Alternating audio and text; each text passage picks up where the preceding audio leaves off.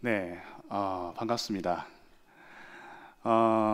반드시 우리의 믿음은 우리의 사랑의 행동으로 드러나야 합니다. 믿으십니까? 믿음과 사랑은 뗄래야 뗄 수 없는 관계이기 때문입니다. 예를 들어 볼까요? 당신을 사랑하지만 당신을 믿지는 않습니다. 또는 내가 100% 당신을 믿고 있지만 당신을 사랑하진 않습니다. 둘 다 모순입니다. 왜 그럴까요? 예를 들어 본다면 이렇게 예를 들 수 있겠습니다. 저는 예수님을 사랑하긴 하는데 예수님을 믿지는 않습니다. 또 반대로 예수님을 믿긴 하지만 저는 예수님을 사랑하지는 않습니다. 왜 모순인지 느껴지십니까? 사랑하는데 믿지 않는다는 것은 결국 사랑하지 않는다는 뜻이 됩니다. 믿는데 사랑하지 않는다는 것은 결국 믿지 않는다는 의미가 됩니다. 또 한 발 더 나아가 사랑하는데 행동하지 않는다, 행함이 없다. 그렇다면 그것은 거짓된 사랑입니다. 사랑이 뭘까요? 사랑이 뭔지 아십니까? 고린도전서 13장에 보면 바울은 사랑을 이렇게 표현했습니다.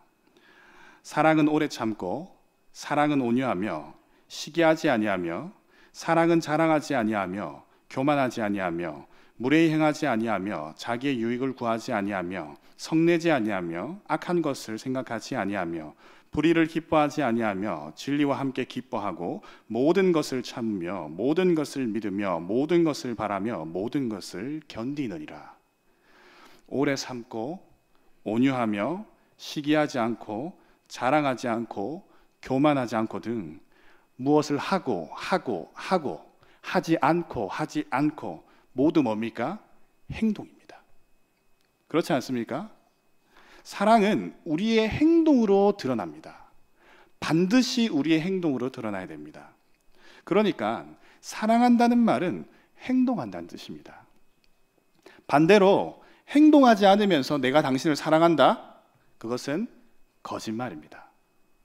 즉, 믿으면 사랑해야 됩니다. 그리고 사랑하면 행동해야 됩니다. 그러니 우리의 믿음은 꼭 사랑하는 행동으로 드러나야만 합니다. 믿으십니까? 저와 여러분은 믿음을 가진 사람들입니다. 그렇습니까? 그렇다면 우리의 성품을 통해서 어떤 사랑의 행동들이 드러나야 될까요? 오늘 우리는 빌레몬서에 와 있습니다.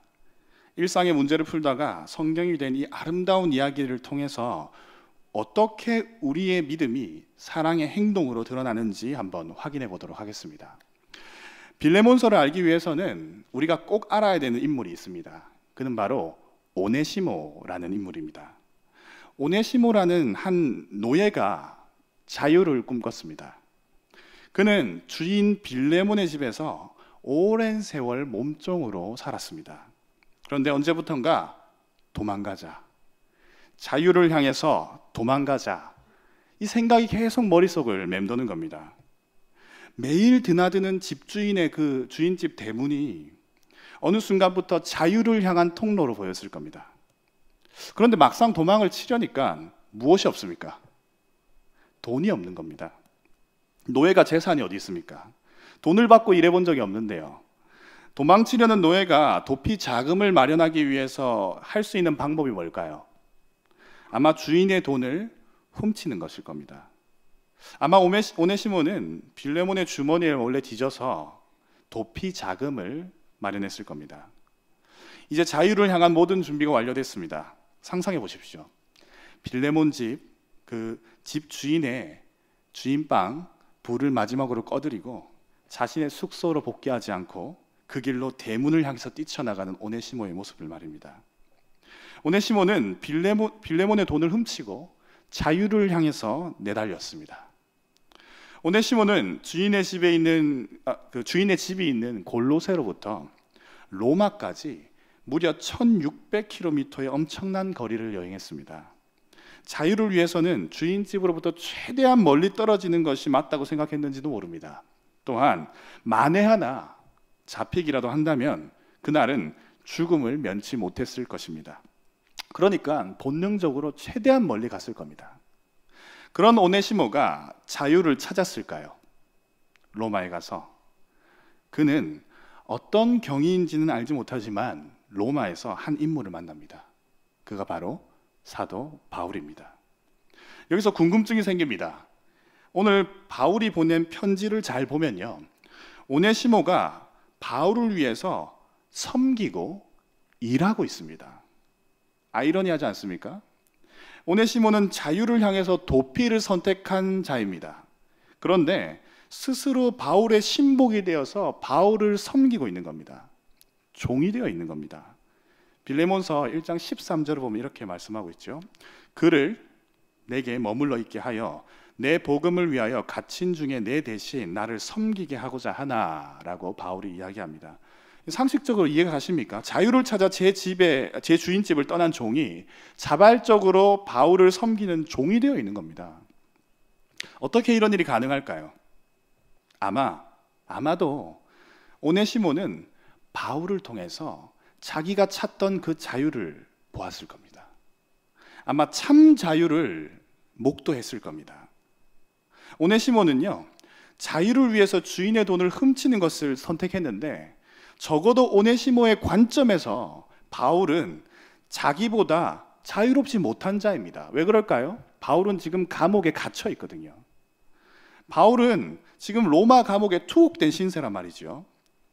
그런데 누가 봐도 자유롭지 않은 상태인 바울이 누가 봐도 자유로워 보이는 겁니다. 바울의 눈은 여전히 총명했고요, 그의 말은 무사람의 가슴에 불을 지피는 겁니다. 감옥에 있다고 해도 그를 따르는 사람들이 즐비하는 겁니다. 신비로웠을 겁니다. 감옥에 갇혀 있음에도 자유롭게 다니는 그 누구보다도 자유로워 보였던 것입니다. 오네시모는 궁금했습니다. 도대체 무엇이 바울로 하여금 이렇게 참 자유를 허락하는 걸까? 나는 종이었는데 자유를 찾겠다고 왔는데 왜 나는 저보다 자유롭지 못한 걸까? 오네시모는 감옥에도 가둘 수 없는 그 자유를 소원하게 됐습니다. 여러분 알고 계십니까? 감옥도 가둘 수 없는 바울의 그 자유를 말입니다. 예수님은 그 자유에 대해서 이렇게 말씀하셨습니다. 요한복음 8장 32절에 우리 함께 읽어볼까요? 진리를 알지니 진리가 너희를 자유롭게 하리라. 아멘. 바울 속에 있는 진리가 바울을 자유롭게 한 것입니다. 참된 진리, 그분이 누구십니까? 주 예수 그리스도이십니다. 그렇습니다. 바울은 지금 그 누구보다도 주 예수 그리스도를 아는 진리로 꽉 차 있는 사람입니다. 충만한 사람이란 말이죠. 오네시모는 바울을 통해서 그 진리를 엿본 것입니다. 오네시모는 바울을 통해서 예수 그리스도를 영접하게 됩니다. 이제 오네시모도 예수 그리스도를 믿는 자가 되었습니다. 바울은 그를 영적으로 아들 삼았습니다. 변화된 오네시모는 기꺼이 바울의 신복이 되고 바울을 섬기겠다고 자처합니다. 여러분, 바울은 예수님을 영접한 오네시모의 과거 이야기를 아마 천천히 들었을 겁니다. 오네시모의 노예 신분, 오네시모가 일했던 집안 풍경, 집주인과 마님의 온화한 성품, 골로새 동네 이름 등등을 가만히 들어보니까 마치 자기가 아는 사람인 것 같습니다. 어쩌면 바울이 먼저 물었는지도 모릅니다. 혹시 너의 주인의 이름이 빌레몬이냐? 바울의 입에서 자신의 주인의 이름이 나왔을 때 오네시모가 얼마나 놀랐을까요? 빌레몬은 충직한 그리스도인이거든요. 자신의 집을 교회로 만든 사람이었습니다. 무엇보다도 그의 믿음이 사랑의 행동으로 드러나는 사람이었습니다. 바울은 지금 상황에서 우리 가운데 무엇이 선한 일인지 판단합니다. 그리고 이내 곧 우선 해결해야 될 일이 있음을 판단합니다. 빌레몬과 오네시모의 관계를 풀기를 원했던 것입니다. 그것이야말로 예수 그리스도께 이르는 역사라고 생각하게 됩니다. 바울은 빌레몬에게 편지를 쓰기 위해서 이제 펜을 듭니다. 그 편지를 누구의 손에 붙일까요? 오네시모의 손에 붙여서 빌레몬에게 전달할 계획입니다. 예수님을 만나 참 자유를 얻은 오네시모도 순종을 결심합니다. 우리가 빌레몬서를 읽을 수 있다는 사실, 우리가 지금 성경을 통해서 빌레몬서를 읽을 수 있다는 사실은 그때 오네시모가 빌레몬에게 이 편지를 잘 전달했다는 뜻입니다.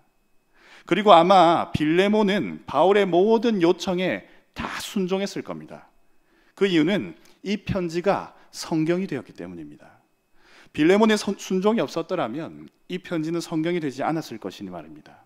자, 그렇다면 바울은 빌레몬에게 이 도망친 종, 재산을 훔쳐가지고 도망친 이 종에 대해서 어떤 순종을 요구했을까요? 16절에서 18절 말씀 한번 보겠습니다. 우리 다 같이 한번 읽겠습니다. 이후로는 종과 같이 대하지 아니하고 종 이상으로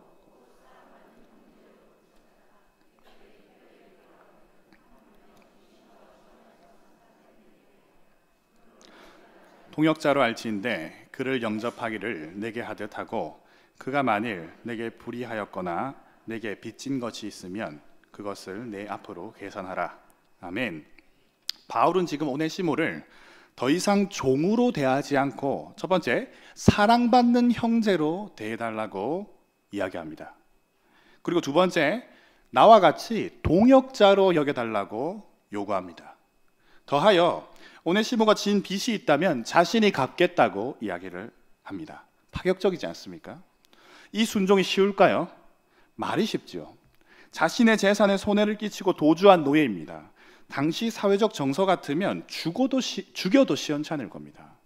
신체 중에 하나를 잘라내고 용서한다고 해도 아주 인자한 주인이라는 소리를 들을 겁니다. 그런데 지금 바울은 빌레몬에게 무엇을 요구하고 있습니까? 불가능한 요구를 하고 있는 겁니다. 그를 종이 아니라 형제로 대해달랍니다. 근데 그냥 형제입니까? 용서하고 사랑하는 형제로 대해달랍니다.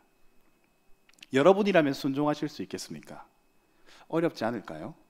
당시 종은요, 그냥 자신의 재산이에요. 그냥 소유물일 뿐이었습니다.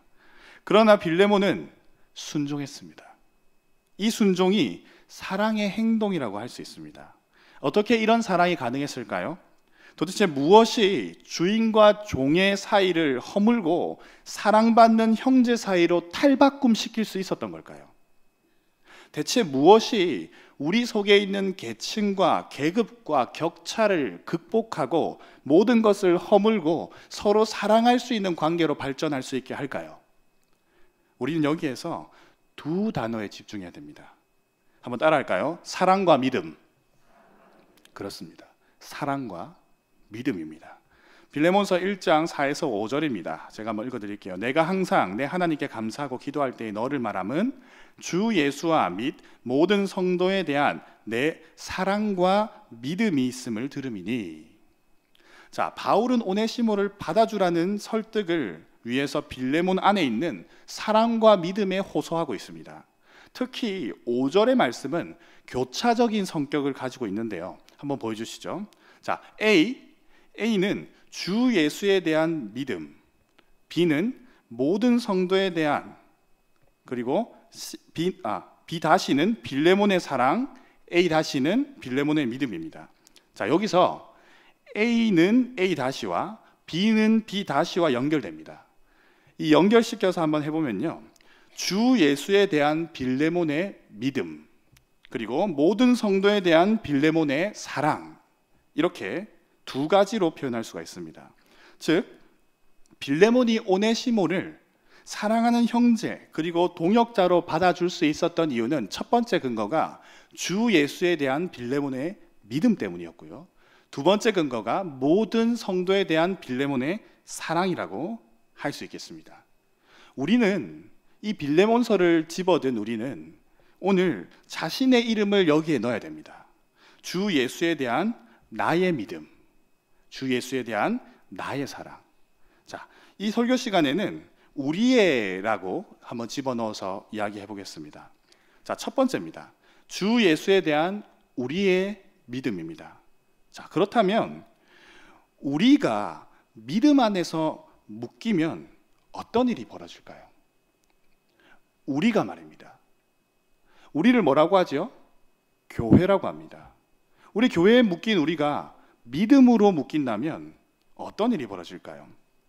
믿음은요, 우리의 신분, 우리의 계급, 우리의 사회적 지위 등 모든 격차를 허무는 강한 능력이 있습니다. 요즘 신분의 귀천이 어디 있습니까? 계급, 계층이 어디 존재합니까? 근데 제가 가만히 보면 여전히 있는 것 같습니다. 그 정체가 뭘까요? 제가 볼 때는, 그리고 많은 사람들이 동의하는 바, 돈입니다. 철학자 로크는 오늘날 모든 사회 문제거리로 대두되는 빈부격차도 돈 때문에 생겨났다라고 지적했습니다. 왜 그럴까요? 교환 수단인 돈이 없었다면 사람들은 자신과 자신의 가족의 필요만큼만 생산했을 겁니다. 더 많이 가져봐야 다른 것이랑 바꿀 수 없으니 말입니다.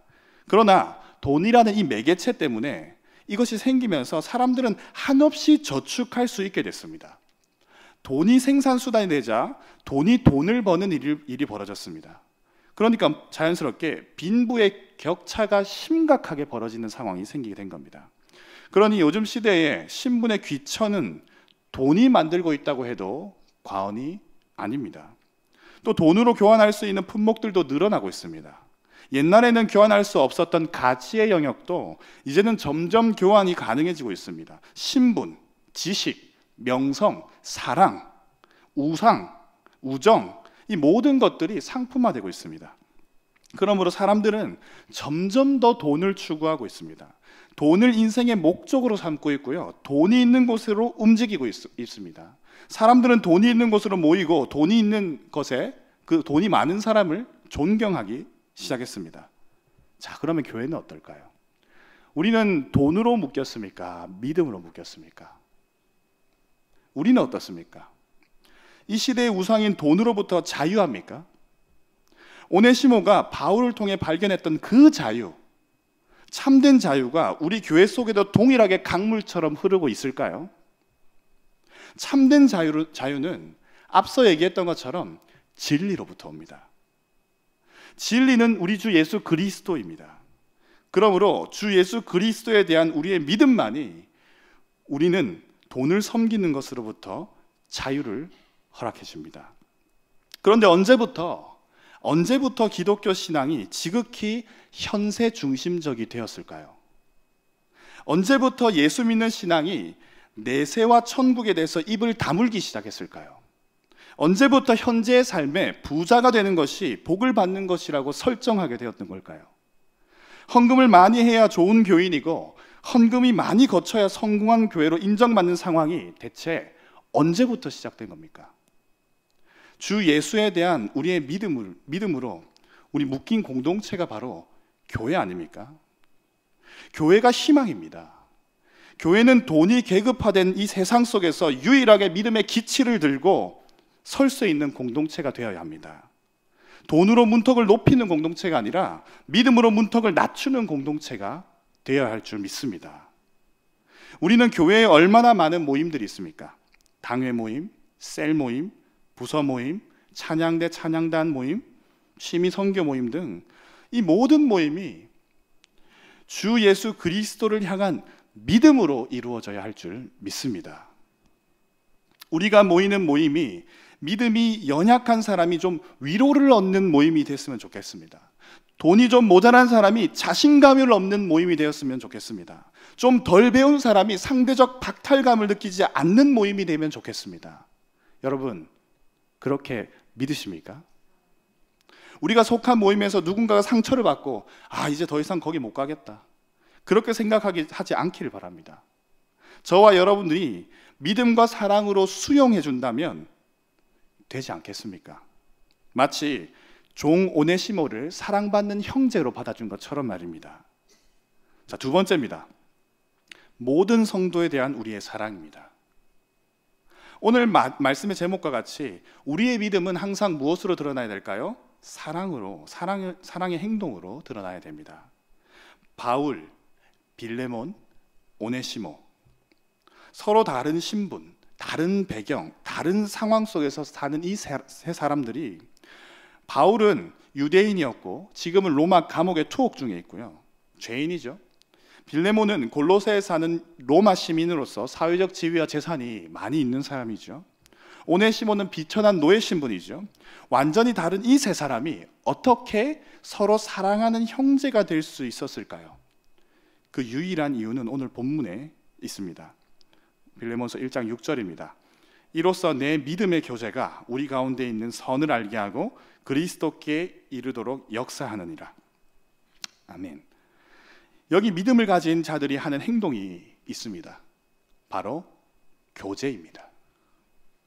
여기 교제라는 헬라어 단어는 우리가 익히 잘 알고 있는 단어입니다. 바로 코이노니아입니다. 이 뜻을 풀어보면요, 서로 사랑하는 행동이라고 할 수 있습니다. 즉 서로 사랑하는 행동으로서의 코이노니아입니다. 이 편지 전체를 아우르는 핵심적인 단어라고 해도 과언이 아닙니다. 그러므로 교제를 서로 사랑하는 행동이라고 표현해야 우리에게 좀 더 와닿을 겁니다. 사랑은 행동으로 드러나기 마련이라고 했습니다. 이 사랑의 행동에는 두 가지 특징이 있습니다. 오늘 본문 하반절에서 확인할 수 있듯이 서로 사랑하는 행동은 첫 번째, 우리 가운데 있는 선을 알게 합니다. 두 번째, 그리스도께 이르도록 역사합니다. 자, 이것을 풀어서 이야기를 하면요, 더 단순화시켜서 얘기를 하면요, 우리 가운데 있는 선을 알게 한다는 것, 선한 분별력입니다. 그리스도께 이르도록 역사한다는 것, 예수를 닮아간다라는 것입니다. 즉 우리 서로 사랑하는 행동은 두 가지 특징이 있다는 겁니다. 선한 분별력이 있고요, 예수를 닮아간다는 겁니다. 이것이 바로 코이노니아입니다. 서로 사랑하는 행동의 정체입니다. 이 두 가지가 나누어진 것이 아닙니다. 선한 분별력에 있는 사람은 예수를 닮아가게 되고요, 예수를 닮아가기 위해서 쫓아가는 사람들은 항상 선한 분별력을 가지게 됩니다. 우리는요, 우리 교회 가운데 수많은 결정들을 해야 하지 않습니까? 항상 이 모든 결정 속에 어떤 기준이 자리 잡아야 될까요? 이익일까요? 어떻게 하면 더 이익이 커질까? 우리 부서 또는 우리 교회가, 우리 셀이 어떻게 하면 더 이익을 받을까? 아닙니다. 단연 사랑이라고 믿습니다. 우리의 결정을 통해서 이걸 잘 봐야 됩니다. 우리가 이걸 결정하면 사람이 다치지 않을까? 생명이 살아날까? 영혼을 위할 수 있을까? 우리는 항상 이것을 기준을 가지고 결정해야 될 줄 믿습니다. 우리가 많은 모든 결정들이 사람을 사랑할 수 있는가가 기준이 돼야 된다는 말입니다. 여러분, 세상이 하는 방식으로 이익을 따라서 우리가 결정하게 되면 항상 소수가 다치게 됩니다. 힘이 없는 자들이 다치게 되고요, 아픈 자들이 더 아프게 됩니다. 우리는 이것을 조심하고 경계해야 됩니다. 서로 사랑하는 행동이 뭔지를 알고 있는 빌레몬이 바울의 편지를 받아들이고 오네시모에 대해서 어떻게 하는 것이 예수님을 닮는 모습이고 선한 분별력을 가지는 모습이라고 생각했을까요?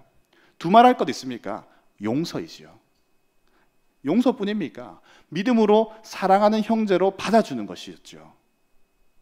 사랑하는 성도 여러분, 우리의 믿음의 사랑의 행동이, 우리의 믿음이 사랑의 행동으로 드러나야 됨을 믿습니다.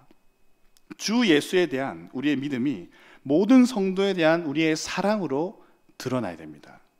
오늘 말씀을 우리에게 세 가지로 한번 적용해 보겠습니다. 그래서 이 적용을 가지고 우리가 결단하며 기도의 제목도 한번 삼아 보겠습니다. 자, 그 첫 번째입니다. 우리의 믿음이 사랑의 행동으로. 첫 번째, 한번 따라할까요? 선입견을 버립시다. 그렇습니다. 바울이 만약 오네시모에 대한 선입견이 있었다면,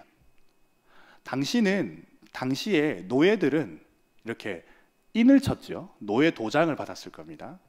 그래서 도망친 노예인지 어떤 사람인지 알았을 겁니다. 만약 바울이 저 종놈 저거, 이런 선입견이 있었다면 어떻게 복음을 전했으며 어떻게 사랑하는 아들로 삼을 수 있었을까요? 바울은 오늘 동일하게 우리에게도 우리 공동체 속에 있는 오네시모를 사랑하는 형제로 봐달라고 요청을 하고 있는 겁니다. 저 사람은 성격이 너무 이상해. 저 사람은 예전에 이상한 행동을 했었어. 저 사람이 말하는 것 봐. 저 사람 참 별로야. 우리는 이런 선입견을 주기도 받기도 합니다. 이런 선입견 속에 우리가 사로잡혀 있다면 어떻게 우리가 서로 사랑할 수 있으며 어떻게 우리를 사랑하는 믿음의 공동체라고 할 수 있겠습니까? 우리가 계속해서 사람들 향해서 선입견을 가지고 또한 선입견을 받는다면 예수님은 아마 우리를 이렇게 말씀하실 겁니다. 너는 남의 눈에 티는 보면서 네 눈에 들보는 보지 못하는구나. 이렇게 말씀하실 겁니다. 다른 사람의 못난 부분이 보이십니까? 혹시 우리 속에서 역사하시는 주 예수의 사랑으로 덮을 수는 없을까요? 우리의 믿음이 사랑으로 드러난다는 것은 다른 사람의 그 허물도 선입견도 덮어주는 것이라고 믿습니다. 우리가 잘 봐줬으면 좋겠습니다. 조금 모자라고 조금 미흡한 부분이 보여도 좀 덮어주면 어떨까요? 자, 두 번째입니다. 우리의 믿음이 사랑의 행동으로, 두 번째 한번 따라합시다. 그 사람을 용서합시다. 오네시모는요, 빌레몬의 재산에 피해를 줬습니다. 바울은 그것에 대해서 자신에게 청구하라고 말했습니다. 그런데 저는 아마 빌레몬이 바울에게 아무것도 청구하지 않았을 거라고 생각합니다. 그러지 않을까요? 오히려 바울과 빌레몬 모두가 오네시모의 허물을 덮어주었을 겁니다. 누구나 실수할 수 있습니다. 여러분 자신도 마찬가지 아닙니까? 누군가를 볼 때 믿음이 있는 사람이 어떻게 저럴 수 있나? 저런 행동을 어떻게 하나? 하는 생각이 들게 합니까? 혹시 과정이라고 생각해 주시면 어떨까요? 좀 더 좋은 믿음을 향해 가는데 잠깐 실수할 수 있지 않겠습니까? 그런 점에서 믿음이 더 있는 여러분께 부탁합니다. 우리 교회 속에 있는 믿음의 연약한 자들을 여러분들이 사랑으로 품어주시기를 바랍니다. 앙금을 갖고 사는 것만큼 비참한 일은 없습니다. 혹시 나 지금 저 사람이랑은 말 안 해. 나 저 사람한테는 절대 이야기하지 않을 거야. 혹시 소위 삐진 게 있습니까? 그 사람을 용서해 주시길 바랍니다. 사과를 기다리지 마시고요. 그냥 용서해 주시길 바랍니다. 만약 사과할 줄 알게 된다면, 그 사람이 나중에 나의 사랑으로 인해서 사과하게 된다면 그 사람에게는 더 좋은 믿음이 생긴 겁니다. 끝까지 용서하지 못해서 내 생각이 온통 거기에 잡혀 있다면, 그러면서 목사님께 와서 교회를 옮긴다고 막 이렇게 얘기하게 된다면 사탄은 그 기회를 반드시 이용할 겁니다. 나를 통해서 나의 셀을 무너지게 할 거고요. 나를 통해서 우리 교회, 우리 부서를 무너지게 할 겁니다. 그만큼 증오하는 게 무서운 거고요. 그만큼 용서하는 게 대단한 일입니다. 우리의 허물을 용서하신 예수님을 생각하여 우리 그 사람 용서하기로 하겠습니다. 세 번째입니다.